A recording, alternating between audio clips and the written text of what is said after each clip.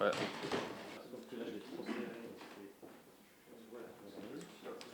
Quelle idée de partir en solo, hein. Faut pas. Lui aussi. Voilà. Après, t'as essayé, tu vas les sur ton bras. Ouais. Tu peux me remontrer le nœud parce que si je suture comme ça, je vais pas bloquer grand chose. Donc moi, ce que je fais, c'est que je tourne autour. Ouais. Et après, je vais le choper ici. Voilà.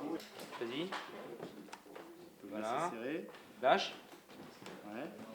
Ah oui, d'accord. Je prends sur le ciseau. Parce que le problème après, c'est quand tu vas moucher, ça bougera les oreilles. De la même manière. Tu peux. Combien a besoin de La turbine. Donc tu fais coulisser parce qu'en fait, ça va te servir pour le. Ok. 1 centimètre, tu vois. Les deux. Tu tires sur les deux. Sur celui-là et sur l'autre. Allez, bravo, celui-là. Alors, si tu es trop juste, ce que tu fais, c'est que tu relâches celui-là, tu le retrouves là, d'accord. Ça va être compliqué. Ça va être compliqué.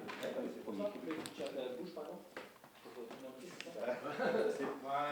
Non. Après, tu serres à la graffe, hein. Si ça va pas à la suture, il n'y a pas le choix. Hein. On s'était dit que de toute façon, il aurait fallu faire l'effort sur cette là mais. Oui, mais c'est intéressant d'essayer. Il faut montrer que tu n'arriveras pas à te faire. Ça veut dire que si tu as une plaie du bras, que ce soit le bras droit ou le bras gauche, manifestement, ça le fait pas. Voilà. Je suis Jean-Marc Legac, je suis médecin urgentiste, donc je travaille sur la base des sous-marins au centre d'études pratiques de la survie depuis fort longtemps et on forme les marins, en particulier les marins qui font des courses transocéaniques et là on s'attelle à une tâche difficile puisqu'on s'occupe d'une course en solo autour du monde où ils peuvent être loin de la côte et ils sont obligés de travailler de façon autonome. Donc on essaye d'analyser avec eux des situations qui peuvent se passer à bord des bateaux en fonction de l'épidémiologie, de ce qu'on connaît, des accidents qui sont déjà passés. Donc on se sert un petit peu de ce qui s'est passé pour les prévenir, leur montrer que le premier principe c'est la prévention. Là ils sont en train de se suturer et donc ils s'aperçoivent que c'est très compliqué et donc on leur a dit déjà la première chose c'est de ne pas se couper. Après comment on se suture quand on est en solo?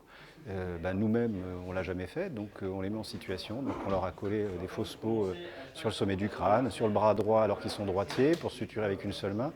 Et on s'aperçoit que dans les méthodes possibles, pour le commun des mortels, docteurs à terre, finalement tout n'est pas utilisable et ça leur permet déjà d'appréhender des situations, éventuellement si elles se produisent, d'être bien aguerris et de savoir, pas perdre de temps, et de savoir quoi faire. Donc là ils s'agrafent. Ils se suturent, ils posent des strips et ils sont aperçus déjà que la suture avec une seule main, on oublie quoi. Donc ça va être sans doute plutôt l'agrafe et les stéristrips. Donc on s'amuse bien parce qu'on découvre avec eux des choses, puis ça permet de faire avancer un petit peu les données de ce qu'on connaît et ce qui est acceptable et faisable en mer. Donc là il y a de la suture, demain il y a de la traumatologie. Comment on s'immobilise tout seul si on se casse le fémur, c'est bien compliqué, hein, il y en a qui l'ont connu. Comment ça se passe si jamais on tombe sur le pont de bateau et qu'on ne peut plus marcher parce qu'on a une fracture de hanche. Donc on va essayer d'appréhender tout ça avec eux. Alors il y a du matériel qui est préconisé par la FFV dans le cadre de ces courses au large.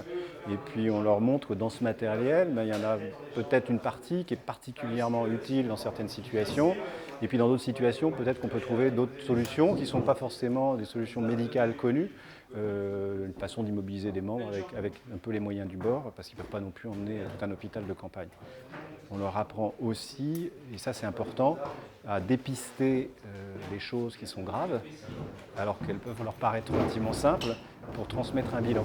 C'est difficile de transmettre un bilan à bon escient, donner les éléments utiles pour le médecin à distance, de façon à ce qu'il puisse les aider en portant un bon diagnostic. Et ça, sachant qu'on est tout seul en mer, qu'il y a la panique, que c'est souvent dans des conditions de mer qui sont compliquées.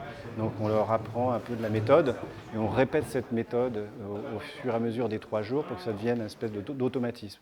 On leur propose un refresh aussi peu de temps avant le départ, question-réponse sur une demi-journée, ce qui leur permettra de les revacciner et leur redonner des éléments. Ils ont aussi des petits outils sur Internet qu'ils peuvent aller chercher.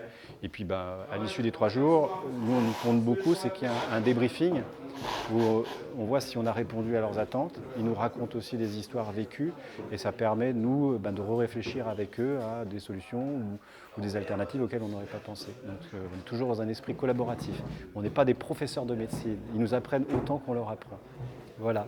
En pas de mots parce que je suis très bavard. Donc. Une fois qu'on m'a lancé, ça va vite. Nous, on propose des choses à l'issue de nos cours, parce qu'on a rencontré, on a fait du suivi de course. D'autres ont fait des trucs dans leur coin, et puis si avec plein d'expérience on arrive encore à mieux, c'est super quoi. Et on repropose à ce moment-là aux nouveaux venus. C'est pour ça que sur ces courses-là, l'intérêt c'est que c'est un laboratoire d'expérience, hein. C'est un laboratoire de recherche et de découverte, pour eux comme pour nous. Je travaille cool. Ouais. Si tu tombes, il va venir. Ouais. Je travaille cool. Voilà. Je vais chercher.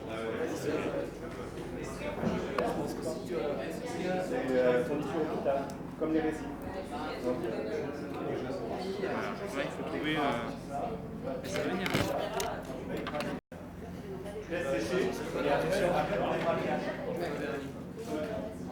Pas des couches épaisses, deux couches croisées. Un peu comme la peinture. En fait, c'est vraiment de pluie. Cours d'apprentissage qui est pas mal. Il faut les enlever. Si tu apprends à enlever tes ongles, parce que tu vas pas les garder jusqu'à l'arrivée. Donc, t'inquiète pas, ça va se resserrer. Parce que c'est de la peau.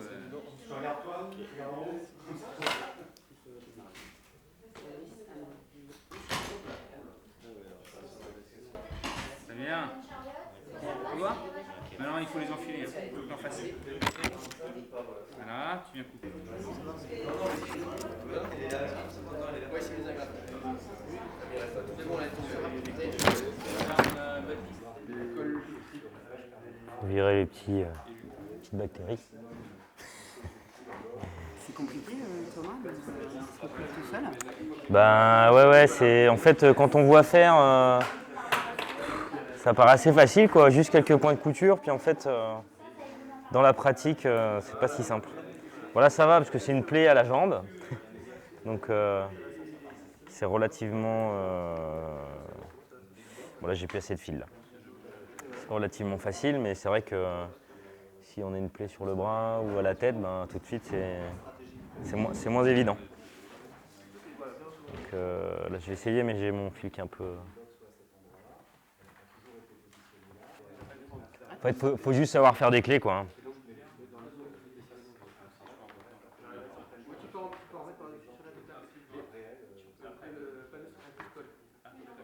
Là je me suis planté là. Donc là je suis obligé de retirer mon poing. On y pense à ça quand on est en mer ou... Non.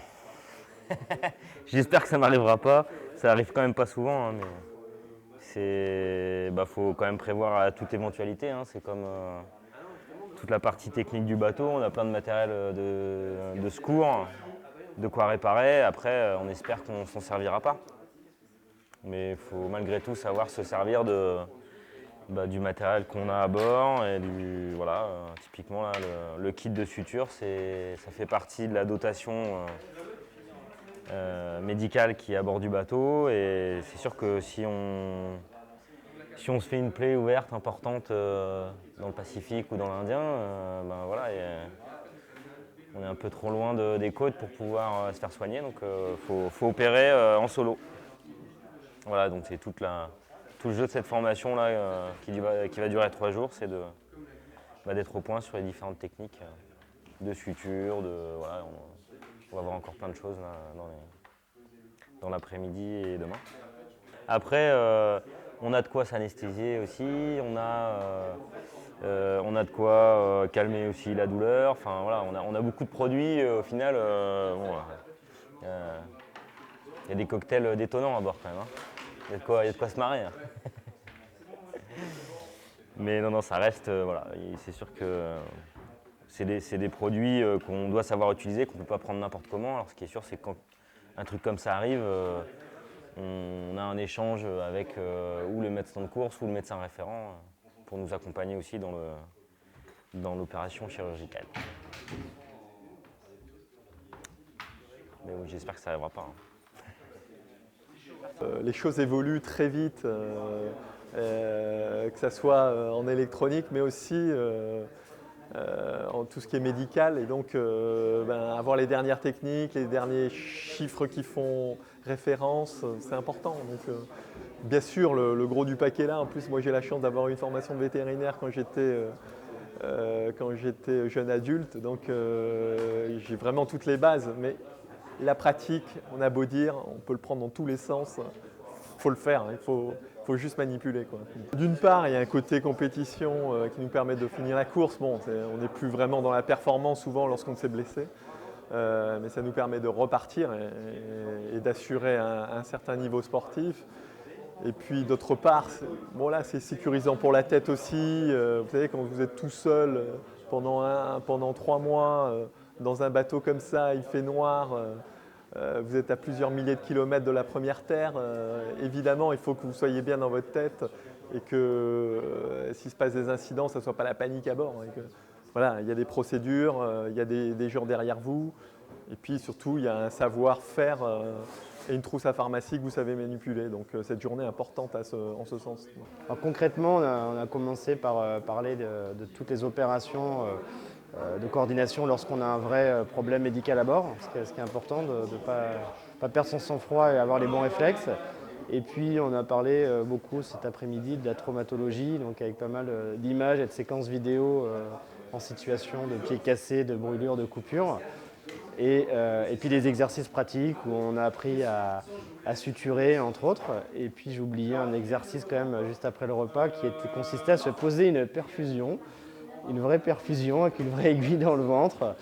Donc je pense qu'on n'avait pas eu beaucoup l'occasion de le faire chacun de notre côté. Ça c'est vraiment très positif de le faire en situation.